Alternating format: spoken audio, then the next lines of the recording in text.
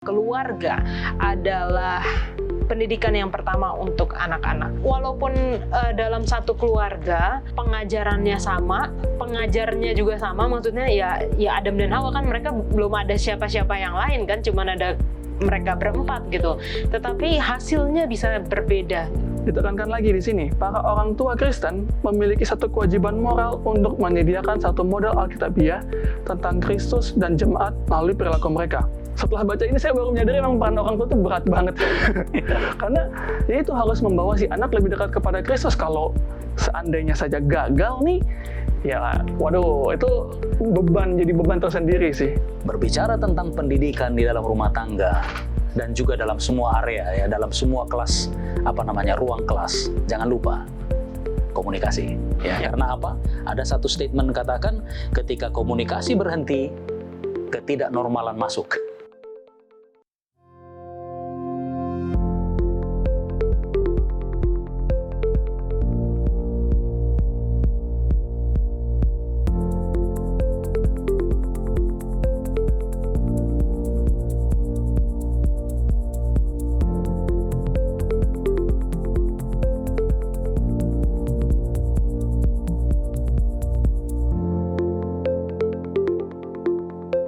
Shalom sahabat muda Hope Channel Indonesia di mana saja Anda berada. Kita bertemu kembali dalam program Diskusi Sekolah Sabat. Sebuah diskusi pembelajaran Alkitab yang sepanjang triwulan terakhir tahun 2020 membahas mengenai pendidikan, dan saat ini kita sudah masuk di pelajaran kedua dengan judul Keluarga. Di studio sudah hadir sahabat yang akan menemani kita berdiskusi, dan seperti biasa akan memperkenalkan diri, nama, dari mana, dan pertanyaan hari ini adalah pelajaran pertama yang kamu masih ingat dari ayah atau ibu. Kira-kira umur berapa, diajarin apa? Silahkan. Nama saya Dharma Tambunan dari Jemaat Jamrut. Kalau ditanya yang masih diingat gitu ya, waktu kecil itu, waktu TK saya belajar menulis huruf. Menulis huruf itu diajarin sama papa sama mama gitu kan, karena memang tulisan saya jelek ya, sampai sekarang juga masih jelek tulisannya. Tapi itu memang diajarin menulis huruf dari A sampai Z, terus sampai sebagus mungkin gitu, sampai sebisa mungkin gitu loh. Nulisnya masih begini dulu ya, pegang. Iya, masih gini nih. Masih gini. Belum jadi gini, masih gini. Masih begini. Oke, terima kasih Norman sudah sharing sama kita. Kita juga sudah bersama dengan narasumber kita, Pendeta Leroy Pakpahan, Gembala Jemaat Gereja Masehi Advent Hari ke-7. Shalom, Pak Pendeta. Shalom semua. Pak Pendeta, apa kira-kira yang masih diingat gitu tentang orang tua? Ya, mungkin ini bukan yang pertama ya, karena saya banyak lupa ya. Nah, biasanya orang tua kan antara mama dengan papa itu ada beda ya. Mama banyak yang dia, jadi kita banyak lupa juga ya. Tapi kalau papa kan artinya bapak kita ya sedikit dia bicara. Nah, saya mungkin yang paling ingat adalah bagaimana saya diajar untuk jalan. Nah, maksudnya bukan jalan bisa jalan, bukan, tapi jalan dengan benar. Karena begini, hidup ini siksa ya. Jadi sepatu mahal toh, jadi bisalah harus dijaga itu, kalau boleh tahun ajaran habis baru beli sepatu baru kan begitu. Kalau boleh bisa 3 tahun kan begitu. Ya kaki kita kan cepat besar ya, tiba-tiba sempit. Ini enggak, seringkali yang terjadi sepatu ini cepat habis ya, baru 3 bulan satu triwulan ya disebut ya, 1 triwulan. Belum naikkan kelas sudah harus tukar, bolong itu sepatu ya di belakang. Bawahnya. Nah, papa saya sangat concern dengan itu. Kamu bagus jalan, dan itu saya ingat. Dan sekarang saya ada lihat anak saya agak berbeda ya. Bagi saya sulit jalan menyeret itu saya sulit. Karena memang dari awal sudah dibina sedemikian rupa untuk tidak jalan menyeret. Tapi remaja saya lihat dengan orang muda, termasuk orang tua ya.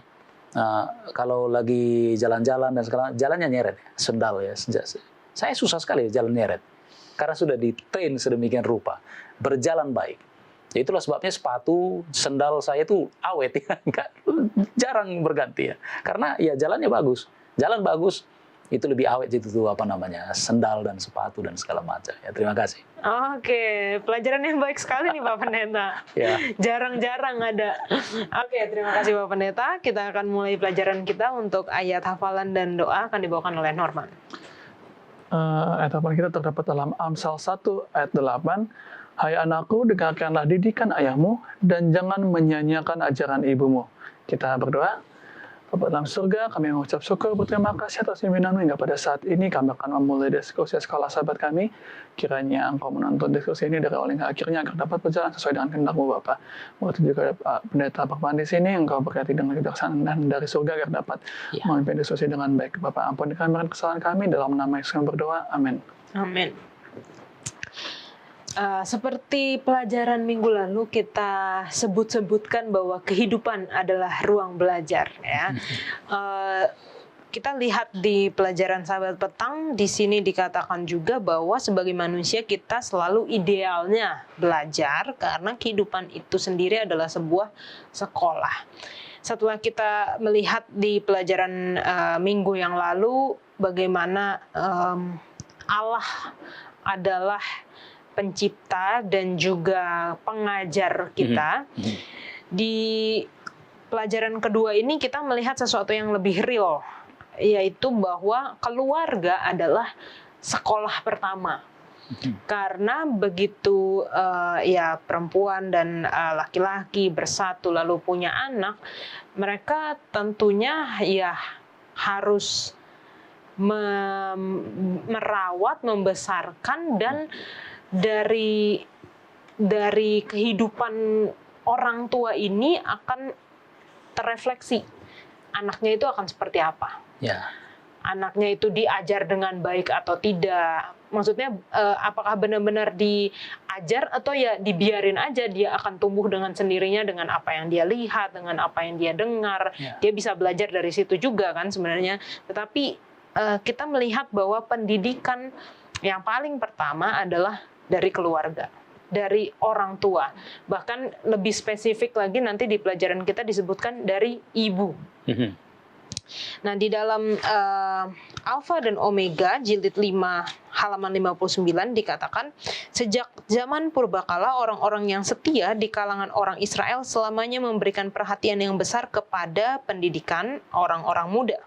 Tuhan telah menyuruh supaya semenjak masa bayi, anak-anak diberi pelajaran tentang kebaikannya dan kebesarannya, teristimewa sebagaimana yang dinyatakan dalam hukumnya dan yang ditunjukkan dalam sejarah Israel. Nyanyian, doa, dan pelajaran dari Alkitab harus disesuaikan dengan pikiran yang sedang berkembang. Ibu dan bapak harus mengajarkan kepada anak-anak mereka bahwa hukum Allah adalah kenyataan tabiatnya dan bahwa sementara mereka menerima asas-asas hukum itu ke dalam hati, peta Allah pun terteralah pada pikiran dan jiwa. Sebagian besar dari pengajaran itu dilakukan secara lisan, tetapi anak muda belajar juga membaca tulisan-tulisan Ibrani dan gulungan surat kitab Perjanjian Lama terbuka untuk mereka pelajari. Jangan kemana-mana, kita lanjutkan setelah yang satu ini.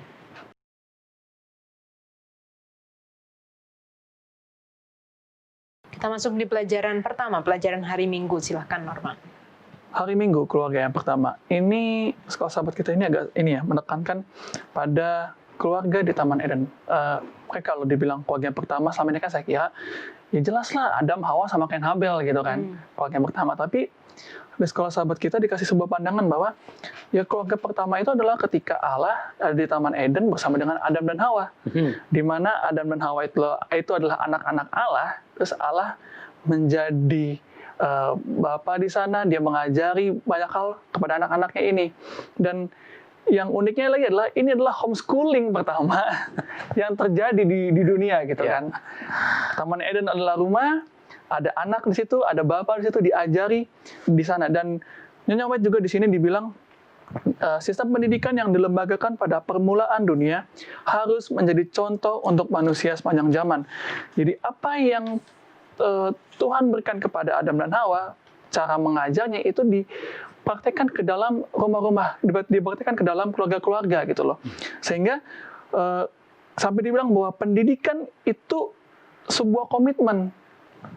Pendidikan Kristen adalah sebuah komitmen untuk mendidik keluarga-keluarga dan anggota-anggota dalam doktrin, peribadatan, ajaran, persekutuan, evangelisasi, dan pelayanan.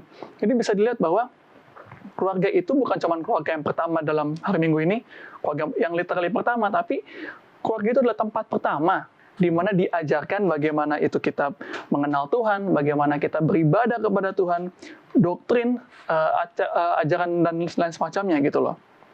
Selanjutnya, rumah adalah tempat di mana Anda melayani anggota-anggota keluarga Anda tentang kasih dan janji-janji Allah.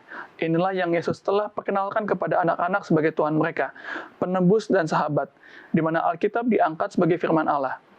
Ini ada satu yang aku garis bawahi. Keluarga adalah tempat Anda mendapat gambaran seperti apa sesungguhnya satu hubungan yang sehat dengan Bapa Surgawi kita. Jadi memang keluarga itu adalah tempat pertama di mana kita melihat ini loh hubungan kita dengan Tuhan ini seharusnya seperti ini gitu loh. Ada hubungan yang sehat, ada sebuah relation yang sehat antara kita dengan Bapa di surga ya tercermin dari keluarga kita di rumah. Itu yang aku dapatkan di hari Minggu ini. Saya juga belajar bahwa hubungan ya, relationship antara anak dengan orang tua itu benar-benar menggambarkan hubungan kita manusia dengan Tuhan kita. Bagaimana seorang orang tua yang mempunyai anak, dia bisa mengerti hati Tuhan itu seperti apa gitu, memandang anaknya gitu. Ada satu hal yang menarik di sini karena dibahas tentang Kain dan Habel. Kita tahu bahwa Adam dan Hawa pasti memberikan pengajaran yang sama kepada Kain dan Habel. Kita tentu dapat berasumsi bahwa mereka belajar tentang arti dan pentingnya persembahan sebagai bagian dari pendidikan keluarga. Nah, tetapi hasilnya itu berbeda. Jadi walaupun dalam satu keluarga pengajarannya sama, pengajarnya juga sama, maksudnya ya Adam dan Hawa kan mereka belum ada siapa-siapa yang lain kan, cuma ada mereka berempat gitu. Tetapi hasilnya bisa berbeda. Itu tanggapannya gimana Pak Pendeta? Ya, artinya hidup ini mempunyai sebuah anugerah dari Tuhan masing-masing kepada kita, namanya free will. Ya, jadi kita tidak diset sedemikian rupa, masukkan ini berarti keluarnya ini, input ini, outputnya ini, kan begitu. Karena kita punya kehendak, dan kehendak itulah yang di-exercise. Hanya memang pada waktu kita menekuni Kejadian pasal 4, ya yang namanya for the sake of study ya, kita melihat bahwa sejak Kain dilahirkan, tidak ada indikasi seperti mereka ini kembar ya. Iya. Tapi yang jelas waktu Kain lahir, kita lihat bagaimana sukacitanya Hawa khususnya. Karena kepada dia diberikan pernyataan bahwa aku akan mengadakan permusuhan antara engkau, dan ini perempuan yang disebut ya. Jadi penekanannya kepada perempuan. Tapi nanti akan keturunanmu akan meremukkan kepalanya. Dan berdasarkan itulah kemudian kita baca ini Kejadian pasal 4, kita temukan bahwa luar biasa ini ketika lahir Kainnya. Aku telah mendapatkan seorang anak laki-laki dengan pertolongan Tuhan. Kalau kita baca dengan cara lain, ini sedang mengatakan seperti gini. Saya sudah dapat juru selamat. Berbeda ketika Habel lahir. Ada kata, jadi ada frasa yang luar biasa yang selalu diulang-ulangi oleh maestro ya, orang bijaksana itu bernama Salomo dalam pengkhotbah. Habelim. Artinya vanity, all is vanity. Habelim. Habel itu seperti mengatakan, ya ini angin ini, nggak ada arti, nggak ada arti. Bunyi, kedengaran bunyinya, tapi kalau sekarang nggak boleh. But that's the thing ya, ketika Habel lahir, sia-sia semuanya. Nah, jadi kemungkinan besar ada masalah di sini ya, bagaimana treatment kepada dua orang ini barangkali ada perbedaan. Tapi kita tetap pegang ya, karena kita jangan terlalu menyimpang ya.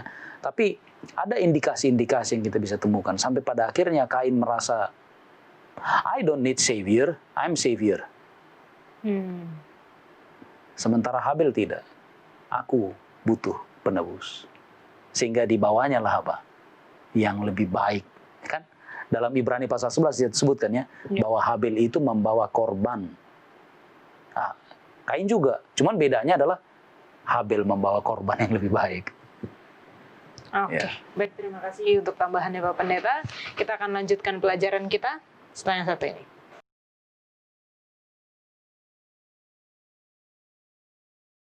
Kita masuk pelajaran hari Senin. Kali ini kita akan melihat masa kanak-kanak Yesus.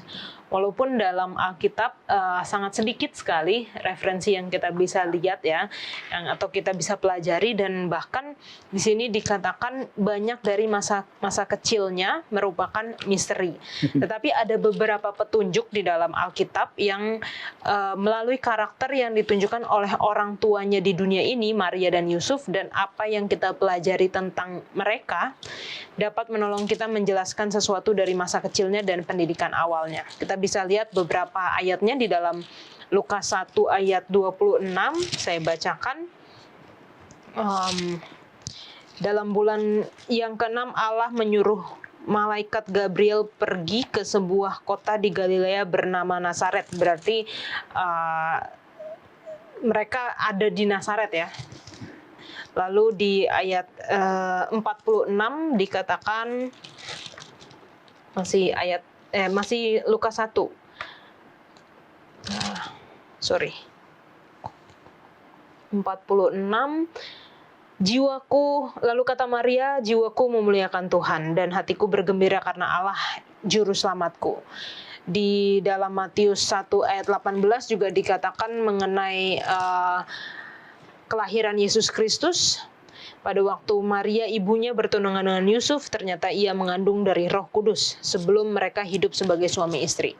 Nah, ada dari ayat-ayat di atas kita melihat bahwa Maria dan Yusuf keduanya adalah orang Yahudi yang sangat setia, berusaha hidup dalam ketaatan dalam hukum-hukum dan firman Allah, dan memang ketika Tuhan datang kepada mereka serta memberitahukan kepada mereka tentang apa yang akan terjadi pada mereka, mereka dengan setia melakukan semua yang telah disampaikan kepada mereka. Walaupun ini di luar logika ya, maksudnya kayak kamu akan mengandung. Ya kalau tiba-tiba ada yang katakan seperti itu, wah tapi kan ya gimana dengan reputasi saya gitu. Saya belum bersuami.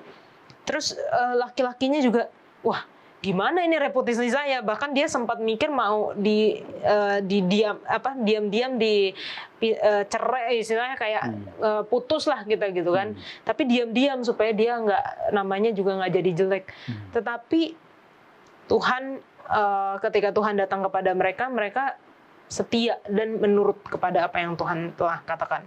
Saya suka di dalam Lukas 2 ayat 52. Ini adalah salah satu yang Alkitab catat juga mengenai masa kanak-kanak Yesus. Di situ dikatakan, dan Yesus semakin bertambah besar dan bertambah hikmatnya dan besarnya, dan makin dikasihi oleh Allah dan manusia.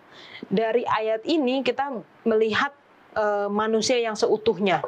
Kita melihat secara fisiknya Yesus semakin besar secara fisik, lalu bertambah hikmatnya, kita bisa melihat bahwa mentalnya pun berkembang. Makin dikasih Allah, kita lihat dari sisi spiritual atau kerohaniannya, dan manusia dari sisi sosialnya. Jadi benar-benar kita melihat sosok Yesus ini, dia berkembang dari segala aspek.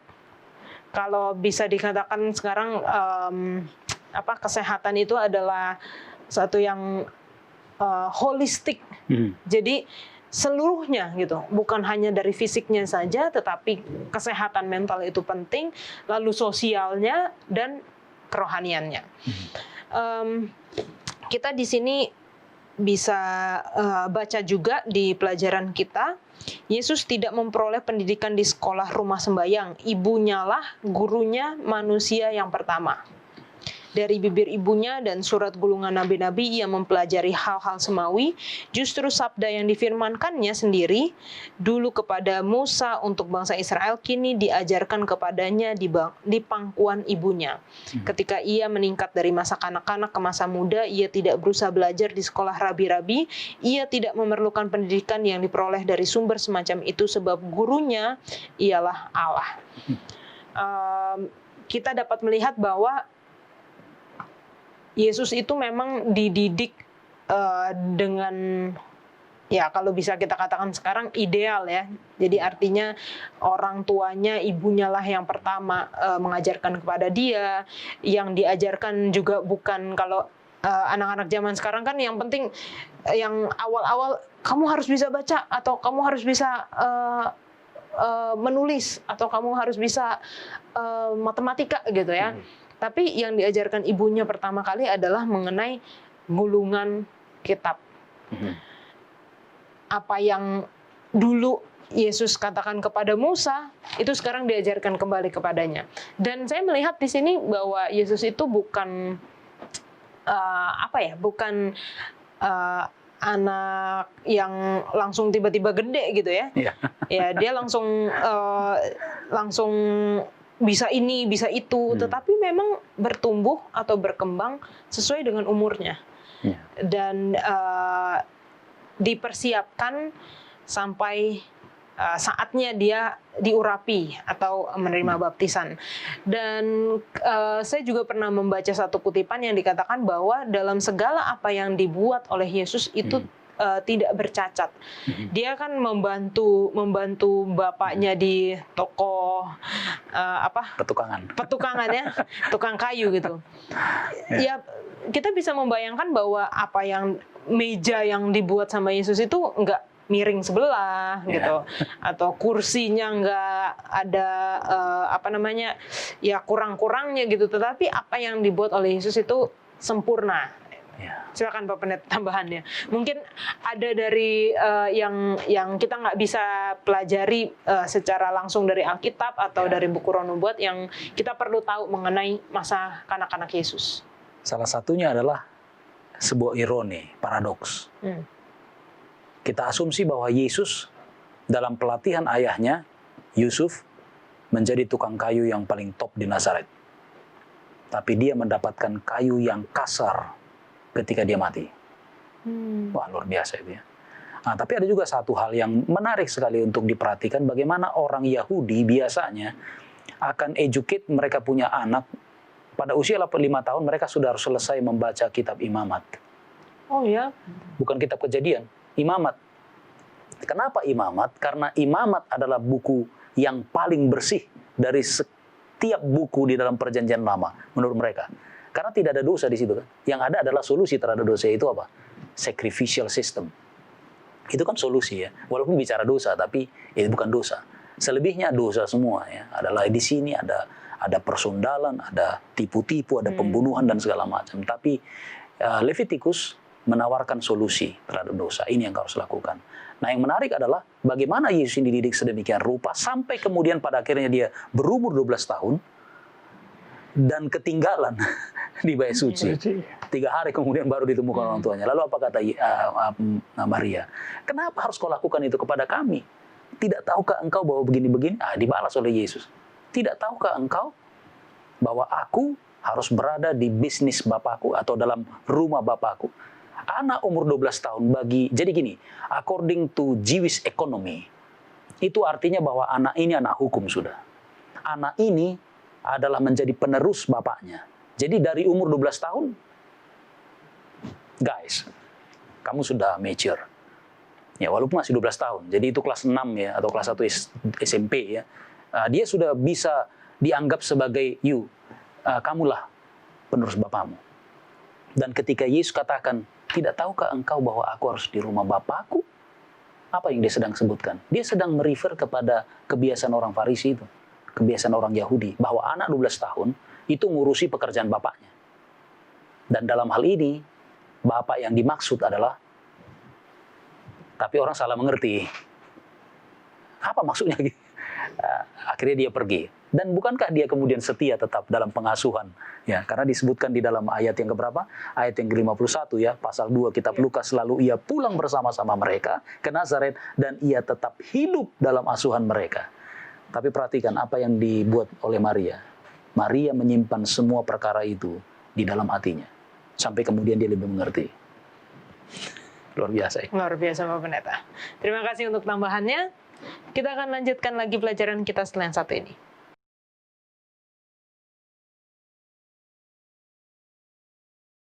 Pelajaran kita semakin menarik dan kita masuk di pelajaran hari Selasa. Silakan Pak Pendeta. Baik.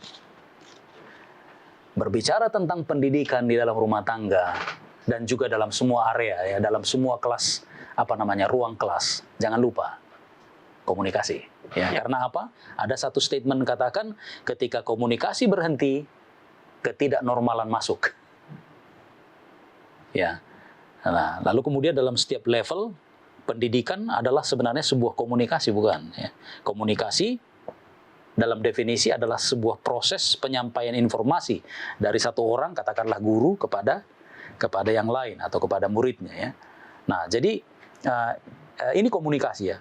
Lalu kemudian pendidikan yang ideal itu juga sekali lagi berbicara tentang komunikasi. Ini bukan bicara tentang kepiawaian berbicara saja, ya. Bukan soal tahu bahasa, tahu tata letak ya, tata bahasanya ya. Oke, orang tahu vocabulary, tapi dalam menyusun kalimat kan perlu yang namanya tata bahasa. Di mana subjek seharusnya, di mana objek seharusnya, di mana predikatnya, apakah perlu kata bantu dan segala macam ya. Nah, jadi bukan hanya sekedar itu, namun juga ternyata dan yang paling penting komunikasi itu adalah agar kita menjalin hubungan ya. Jadi ketika kita sedang berbicara sekarang dalam diskusi ya, disaksikan oleh teman-teman orang muda, bukankah kita sedang membangun hubungan? Ya, saya tidak tahu adakah teman-teman kita yang setia menyaksikan ini. Saya kira kita sudah terbangun ya. Beberapa dari teman-teman ini sudah chat dengan saya. Saya nggak kenal, saya teman baru. Nah itu komunikasi, walaupun tidak secara langsung. Ini bukan soal kita bicara di sini, bukan. Kita sedang membangun hubungan. Nah itu yang paling penting ya, dan itu yang ditekankan dalam pelajaran kita ini. Jadi sebuah proses membangun relationship ya. Saya berbicara kepada kita dan kalian berbicara kepada saya karena kita rindu untuk membangun hubungan yang baik dengan kalian. Jadi bukan sekedar oke, kita ngomong-ngomong di sini, lalu setelah itu apa? Bye bye, oke, see you next week. Bukan itu. Kita merindukan sesuatu ya. Baru 1 pekan kita berpisah, sudah seperti rindu ya 1 tahun. Seperti sudah setahun misalnya. Ya. Karena apa? Karena ada relationship, ya, ada hubungan. Nah, contohnya dalam doa ya. Saya bikin satu contoh dalam doa. Kita bawa dalam komunikasi. Komunikasi, contohnya salah satu adalah berdoa. Tapi berdoa kelompok ya. Dan bukankah ada keintiman yang kita temukan di sana kalau kita biasakan doa berkelompok? Ada 3 level. Pertama, kita akan semakin intim kepada siapa kita berdoa. Kepada siapa kita berdoa? Kepada Allah, bukan? Ya, semakin sering kita berdoa kepada Allah kan semakin intim kita dengan Dia. Kalau ada sedikit-sedikit orang ngomong agak sedikit keliru tentang Allah, rasanya kita gimana? Sakit di sini ya. Kita katakan bukan seperti itu. Lalu level kedua adalah kita semakin intim dengan siapa kita berdoa. Contohnya kita punya prayer group. Kita bertiga bersama dengan Epi ya, yang menemani kita di sana ya. Kameramen ya. Kita setia berdoa, terus berdoa. Bukankah kita tambah akrab? Ya walaupun bisa saja memang dalam keakraban itu akhirnya ada namanya apa ya, kekurangan-kekurangan yang akhirnya membuat kita, orang ini begini ternyata ya. Tapi butuh kasih agar kita bisa mengcover kelemahan itu ya. Lalu yang ketiga, level ketiga, apalagi yang lain. Kita semakin intim dengan, tadi sudah dengan yang 2 ya. Bagi siapa kita berdoa? Apakah kita punya pokok doa yang hanya sekali sebut? Ya enggak lah ya. Hari Sabat kita dapat pokok doa dari gereja. Ini doa kita, doa syafaat disampaikan oleh pendeta atau tutua jemaat ya. Mendoakan itu di altar. Sekarang altarnya online. Apakah kita bawa itu ke dalam hidup kita sehari 1 pekan ini sampai kemudian ketemu Sabat lalu tanya, bagaimana keadaannya si Anu? Bagaimana keadaannya si Anu? Jadi 3 level. Kita intim kepada siapa berdoa, kita intim dengan siapa berdoa, kita intim bagi siapa kita berdoa. Itulah level komunikasi. Bukankah kita seharusnya bersyukur ya. Jadi ketika ada persoalan, jangan berhenti komunikasi. Ya mau berantem di situ misalnya, tapi jangan berhenti. Karena seperti apa yang saya katakan tadi, ketika komunikasi terhenti, ketidaknormalan masuk. Menjelaskan, padahal nggak tahu info ya, sama seperti si Hawa yang kemarin ya kita bahas. Dia ngomong seperti gini, seharusnya kan tanya dulu kan, gimana ya? Tanyanya gini, lari dulu dari situ ya, jangan tinggal di situ. Dia lari, nanti saya tanya kepada, ya udahlah, ya nanti saya tanya, gitu dia pergi. Ada tadi itu, ada makhluk ciptaan di situ, gitu. Dia nempel-nempel di pohon itu, gimana itu Tuhan? Nah itu setan itu. Jadi dia masuk ke dalam ciptaanku katanya, itu setan itu. Kan seperti itu ya. Terima kasih. Oke, kita melihat bahwa komunikasi ini sangat penting sekali ya Pak Pendeta, baik sesama keluarga, terlebih juga komunikasi kita kepada Tuhan. Jangan kemana-mana, kita lanjutkan pelajaran kita setelah yang satu ini.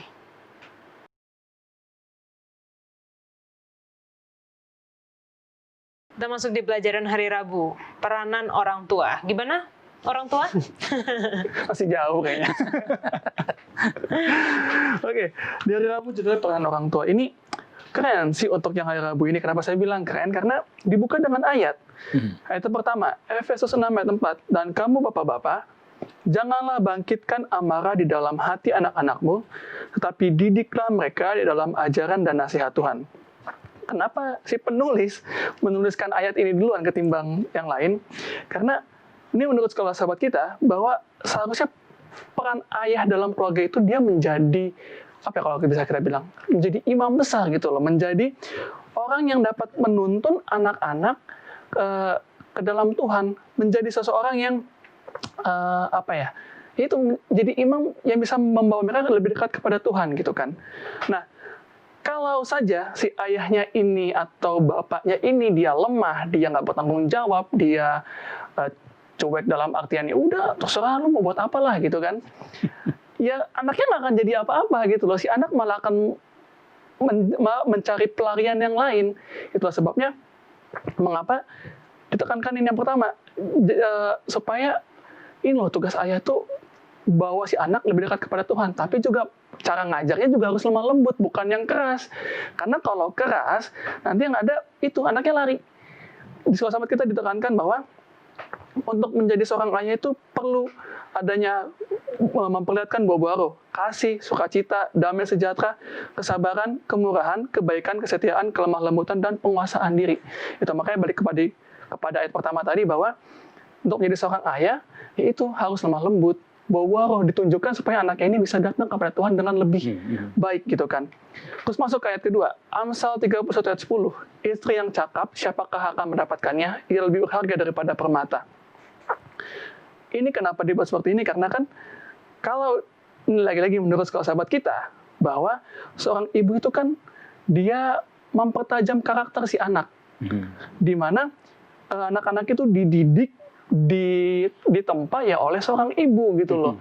Karakternya akan menjadi apa ya tergantung seorang ibu. Kalau ayah membawa mereka kepada Tuhan, maka karakternya sebelum dibawa oleh ayah ya ditempa dulu nih sama si ibu nih. Itulah mengapa antara ayah dan ibu harus ada sebuah kerjasama dalam mendidik anak-anak gitu loh. Yang satu membawa, yang satu menempa, gitu kan. Ditekankan lagi di sini, para orang tua Kristen memiliki satu kewajiban moral untuk menyediakan satu model Alkitabiah tentang Kristus dan jemaat melalui perilaku mereka. Hubungan pernikahan adalah satu gambaran ilustrasi hubungan Kristus kepada jemaatnya. Jadi ketika para orang tua itu menolak untuk memimpin atau jiwa kepemimpinan mereka itu terlalu keras, terlalu kejam, ya berarti mereka sedang melakukan atau sedang menggambarkan ya Kristus itu kejam gitu loh. Padahal kan seharusnya mereka tuh menggambarkan bahwa melalui ajaran mereka kepada anak-anak ya Kristus itu baik, lemah lembut, sedemikian rupa agar anak-anak itu dapat mengenal Allah. Para orang tua memiliki tanggung jawab mengajarkan kepada anak-anak mereka untuk mengasihi Tuhan dengan segenap hati mereka. Mereka diajar takut kepada Tuhan, sebuah penyembahan penuh cinta dengan sepenuhnya dan tunduk kepadanya. Ini ada satu paragraf yang aku suka. Jika dengan demikian, di paragraf kapan nih? Kelima atau keenam ini. Jika dengan demikian, penyembuhan atau pelatihan yang harus kita berikan adalah kegiatan proaktif yang berkelanjutan di mana kita menuangkan kebenaran Allah kepada anak-anak kita dan mempersiapkan mereka secara mandiri berhubungan dengan Kristus. Jadi, setelah baca ini saya baru menyadari memang peran orang tua itu berat banget. Karena ya itu harus membawa si anak lebih dekat kepada Kristus. Kalau seandainya saja gagal nih, ya waduh, itu jadi beban tersendiri sih gitu. Tapi pendeta, yang aku mau tanyakan di sini kan di Amsal 31 ayat 10 ada kata istri yang cakap. Ini pertanyaannya, cakapnya ini cakap berdandan kah? Atau cakap berbicara kah? Atau bagaimana? Kan cakap itu kalau bahasa Indonesia berarti apa? Berbicara gitu kan. Cantik. Cakep. Iya. Cakep ini, cakep gitu. Cakep. Kayak pantun ya, cakep. Ya, mungkin sebelum ke sana ya, jangan pernah lupa bahwa kitab Amsal 31 pasalnya ada di situ sosok ibu yang menasihati anaknya. Ada bapak, kita yakin ini Salomo, menasihati anaknya. Jadi sama-sama menasihati. Bapak, mama sama-sama menasihati. Dan perhatikan, mereka ini tergabung dalam satu nasihat tentang wanita. Kalau Salomo waktu menasihati anaknya dalam kitab Amsal, kelihatannya sedang mengatakan, ini loh gadis yang buruk. Ini loh wanita yang buruk. Ya karena laki-laki begitu ya, lebih tahu. Jangan gini. Mungkin karena dia sudah alami. Jadi jangan nikahi wanita seperti ini. Tapi kemudian ibu tidak begitu. Dia lebih positif. Dia katakan, inilah dia. Contohnya di Amsal pasal 31. Istri yang cakap itu begini, begono, segala macam ya. Nah, lalu kemudian dalam kitab Amsal itu sendiri kita dapati bahwa hikmat itu, bijaksana itu, pengetahuan itu digambarkan dalam satu analogi yang namanya perempuan. Jadi kita semua, khususnya orang muda ya, nikahilah hikmat. Dan hikmat itu dalam banyak analogi termasuk alegori itu adalah Kristus, bersama dengan Kristus. Nah pertanyaan sekarang adalah ini yang cakep ini seperti apa ya? Cakep ya, banyak cakep gitu. Oh bukan yang banyak cakep di sini. Saya suka sekali dengan istilah asli yang dipakai ya. Jadi kata cakep di situ diterjemahkan dari kata khayil. Nah salah satu bentuk khayil ini adalah kuat, bertenaga. Jadi wanita bertenaga. Ya walaupun ada arti yang lain ya, seperti misalnya kaya. Wanita kaya maksudnya ini. Ini tajir ya. Nah, tapi kita pakailah dulu khayil. Dan tahukah kita siapa gadis khayil dalam Alkitab? Salah satunya adalah Ribka. Kita lihat jelas ya bagaimana kemudian dilihat oleh siapa namanya, hamba Abraham yang mencari jodoh itu ya. Dari jauh. Karena ini sedang kelaparan, ini unta. 10 unta, tidak kurang, tidak lebih. 10 unta dia bawa dan semuanya kehausan. Unta, ini makhluk ajaib ya. Sanggup tidak minum berhari-hari, tapi sekali minum bergalon-galon. 10. Dan pakai apa Ribka memberikan minum? Ini bukan pakai selang, bukan pakai jerigen plastik, bukan. Tapi pakai kendi tanah liat. Besar itu, ya, besar. Dan dia harus isi itu. Dari sana, dari jauh di sana, bawa ke atas, tuangkan di tempat minum, dan bolak-balik. 1 unta mungkin bisa dia harus bawa berapa banyak itu ya. 1 unta. Ini 10. Belum lagi dengan yang lain-lain. Belum juga dengan ternak dia sendiri kan. Jadi ini bisa kita bayangkan Ribka itu orang berotot loh. Dan bagi orang dulu itu wanita cakep.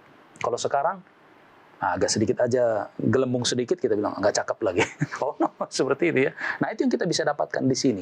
Dan satu lagi yang saya mau katakan bahwa khayil ini ya wanita cakep ini atau istri yang cakep ini siapakah yang mendapatkannya? Selain dari Ishak, ini juga didapatkan oleh seorang yang bernama begini. Kita jelaskan dengan cara bagaimana kitab Ibrani ya, Hebrew Bible. Jadi 39 kitab itu disusun sedemikian rupa. Kalau kita kan setelah Amsal pengkhotbah, tapi Hebrew Bible tidak seperti itu susunannya. Setelah Amsal, maka muncullah Rut, kitab Rut. Dan kita tahu sendiri bahwa Rut itu luar biasa. Persepsi perempuan-perempuan desa, apresiasi mereka ketika menyebutkan siapa ini Rut kepada Naomi, dikatakan seperti apa? Dalam Rut 4 ayat 15 katakan, Naomi, menantumu itu perempuan yang lebih berharga bagimu daripada 7 anak laki-laki. khayil. Itu dia. Luar biasa ya Bapak Pendeta ya. Ya. Jangan kemana-mana, kita akan lanjutkan setelah yang satu ini.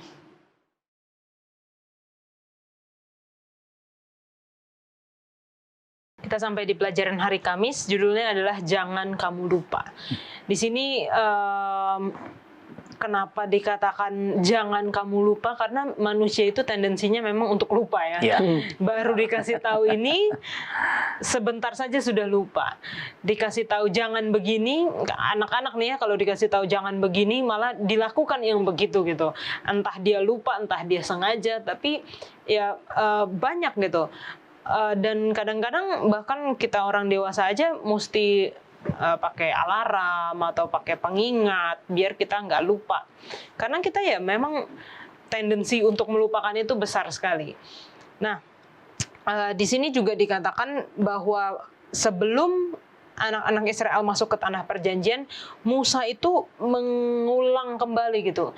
Dia kembali mengingatkan atau menceritakan kembali hal-hal ajaib yang Tuhan sudah buat bagi mereka, mulai dari Mesir keluar sampai muter-muter di padang gurun. Itu Musa ingatkan kembali bagaimana Tuhan telah menuntun mereka. Dia ulang-ulang katakan, bahkan di dalam buku ulangan ini kita bisa sebutkan sebagai wasiat terakhir dari Musa gitu ya.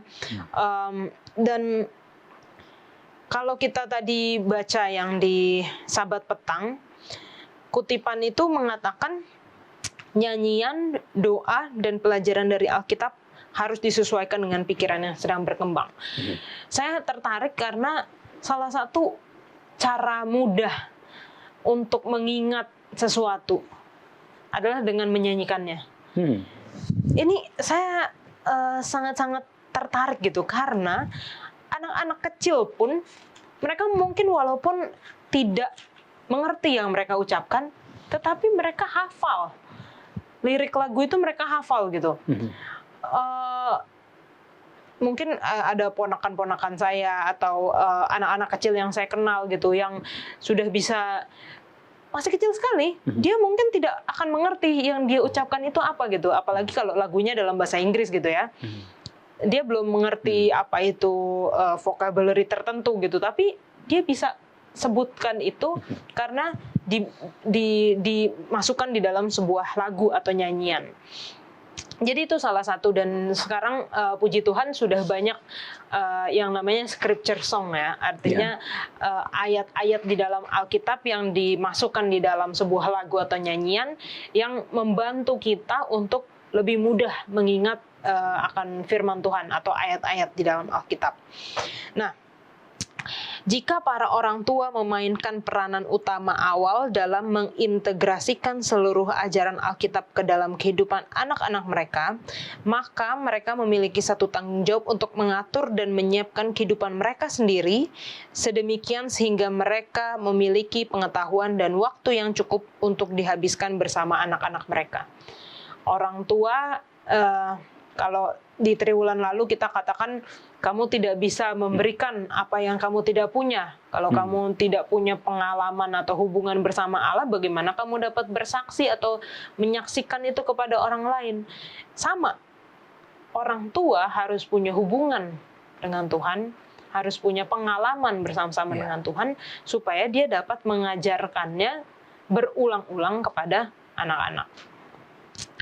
Ini yang tadi saya sebutkan di awal, seri Membina Keluarga jilid 3 halaman 257. Guru pertama sang anak adalah ibu. Selama masa yang sangat rentan atau mudah terpengaruh dan perkembangan yang paling cepat, pendidikannya terutama terletak di tangan ibu. Bagi saya yang perempuan, mungkin baca ini kayak langsung berat gitu ya. Aduh, saya punya beban berat nih kalau nanti saya punya anak nih, ada di pertama kepada saya. Tapi saya yakin bagi ibu-ibu yang mempunyai anak, ini bukan lagi sebagai beban. Ini sebagai satu privilege, sebagai satu kesempatan, dan sebagai satu sukacita. Saya yakin bahwa apa yang ibu ini alami bersama dengan Tuhan, dia bisa ceritakan kepada anaknya. Apa yang dia telah pelajari di dalam ayat-ayat firman Tuhan, dia bisa ajarkan kepada orang yang istilahnya orang yang paling dikasihinya ya gitu. Anaknya gitu, darah dagingnya. Ya mungkin saya belum sampai di situ. Nanti suatu saat mungkin saya akan merasakan satu hal yang sama. Jadi nggak usah terbeban bagi perempuan-perempuan di luar sana yang belum mempunyai anak. Ini bukan satu beban, tetapi satu sukacita. Silakan Bapak Pendeta tambahannya. Kata ini sangat menarik ya. Dalam berapa ini? Ulangan 6 ayat 7 ya. Haruslah engkau mengajarkannya berulang-ulang. Tidak ada adjektif untuk katakan berulang-ulang atau kata mengajarkan. Kata ini muncul dari kata sanan sebenarnya, sanan. Nah, sanan ini tahu artinya? Literally, the first meaning of sanan adalah mengasah. Tapi begini, kita mau ngasah kan supaya tajam tuh pisau. Berarti kita mengasah kan nggak boleh sekali oles. Berkali-kali. Nah, itulah pengertiannya, berkali-kali. Jadi kita mengasah anak sebenarnya, sedang mengasah anak. Cuman begini, bicara tentang mengasah, saya nggak tahu apakah sering mengasah. Saya paling suka mengasah ya. Tapi begini, ada teknik mengasah. Ada banyak orang mengasah sampai berkilat, tapi nggak tajam. Salah asah bukan. Jadi dia hantam dari sini, lalu dia lawan, caranya nggak tepat. Bagus sekali permukaan pisau itu. Bagus sekali permukaan golok itu. Putih bersih, karena diasah semuanya. Sampai gagang-gagangnya pun diasah. Tapi salah asah. Jadi tumpul. Nah, demikian juga dalam mendidik anak. Ajarkan berulang-ulang. Dan bukankah ini terjadi sering? Berulang-ulang kita ajar, berulang-ulang. Tapi yang terjadi adalah anak itu jadi apa? Terprovokasi. Sehingga dia membenci pengajaran itu. Salah kaprah. Be careful. Sedikit pertanyaan Pak Pendeta. Kalau tadi di yang pelajaran hari Rabu dikatakan kan bapak-bapak jangan membangkitkan amarah anakmu. Kita lihat bahwa haruslah diajarkan dengan lemah lembut. Tetapi kita lihat juga bahwa pengajaran zaman dulu orang tua itu mengajarkan dengan keras gitu. Salah sedikit hantam. Tapi anak-anaknya maksudnya kita melihat jadi gitu. Perbandingannya gimana Pendeta dengan pendidikan zaman sekarang yang memang tidak menyarankan untuk pukul atau ya lebih mendekati ke Alkitab ya, dengan lemah lembut, dengan kasih gitu. Gimana Pak Pendeta? Sulit menjawab ini ya. Tapi yang jelas saya ada pengertian begini, ini nubuatan namanya ya. Hari-hari ini jahat. Orang semakin lama semakin brutal ya. Orang tua membenci anaknya. Anak-anak tidak lagi hormat kepada orang tuanya. Zaman berubah. Ya, dengan mengatakan bahwa jangan ada kekerasan dalam rumah tangga katanya. Segala sesuatu yang namanya kekerasan itu, segala sesuatu disiplin itu jadi dianggap kekerasan. Pada akhirnya apa? Ya kacau balau itu rumah tangga. Ya, jadi memang zaman memang membuat itu seperti itu. Ya, tapi jangan salahkan zaman juga. Ya, kita lah sekarang ya, bagaimana kita didik anak kita itu agar pada waktu kita mengajar justru membuat mereka lebih baik. Diasah sedemikian rupa jadi tajam, bukan jadi malah jadi tumpul kan begitu. Sudah diasah berkilat tapi tumpul. Baik, terima kasih Pak Pendeta. Kita akan segera mengakhiri pelajaran kita. Jangan kemana-mana.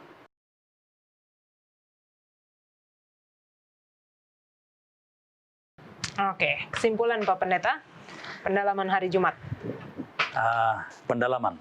Ya, tapi tidak mereview semua ya, tapi kita masuk kepada bagian ini. Saya mau sebutkan beberapa pertanyaan ya, karena ini mengarah kepada pernikahan ya. Mau menikah? Tunggu dulu. Ya, pendeta katakan tunggu dulu. Kenapa? Karena akan bertanya apa tujuan mau menikah. Lalu muncullah pertanyaan-pertanyaan yang lain. Sudah ketuaan, akhirnya jadi mau menikah. Malu dengan teman-teman. Semua satu angkatan sudah menikah, tinggal saya tidak. Lalu akhirnya mau menikah, latah menikah. Disuruh orang tua. Orang tua ingin cucu. Berarti kita punya anak dong, supaya dia punya cucu kan begitu. Atau ada lagi yang lain katakan, ya memang sudah kodrat manusia harus menikah, bukan? Nah ini kan pernyataan-pernyataan yang klise sebenarnya, tapi hati-hati dengan pernyataan-pernyataan seperti ini. Karena apa? Karena Allah mengatakan bahwa memang betul tidak baik manusia itu bukan seorang diri, tapi sendirian. Sebenarnya lebih baik diterjemahkan seperti itu ya. Bukan seorang diri, tapi sendirian. Karena apa? Karena begini, kesendirian ini agak berbahaya ya, agak berbahaya. Tapi begini, kesendirian bukan lantas dijawab dengan pernikahan. Karena apa? Karena ada orang yang menikah justru lebih kesepian daripada sebelum dia menikah. Nah, agak sedikit filosofis ya, kita agak sedikit melangau ke atas ya. Jadi orang yang hendak menikah perlu belajar, bukan hanya belajar untuk nanti dalam rumah tangga, tapi juga mempersiapkan diri untuk menjadi pasangan yang baik. Karena ada shifting paradigm sekarang soal menikah. Dulu kan kita dengar cerita, carilah jodoh yang tepat, yang terbaik, kan begitu. Nah sekarang tidak seperti itu. Benar bahwa kita memang perlu mencari pasangan yang sesuai dengan kehendak Tuhan. Tapi jangan pernah lupa, jadi jugalah pasangan yang tepat bagi orang itu. Jadi dua-dua. Dan sekarang penekanannya luar biasa. Karena gini, ada orang katakan bahwa, dia bukan jodoh saya, kenapa? Karena dia nggak bagus dengan saya gitu. Tanya dulu diri sendiri, emang kamu udah cocok sama dia? Karena kadang ya laki-laki ya contohnya, kita berharap sepertinya gini, maunya bidadari yang menjadi pasangan saya. Pertanyaan sekarang adalah, bidadari itu mau denganmu?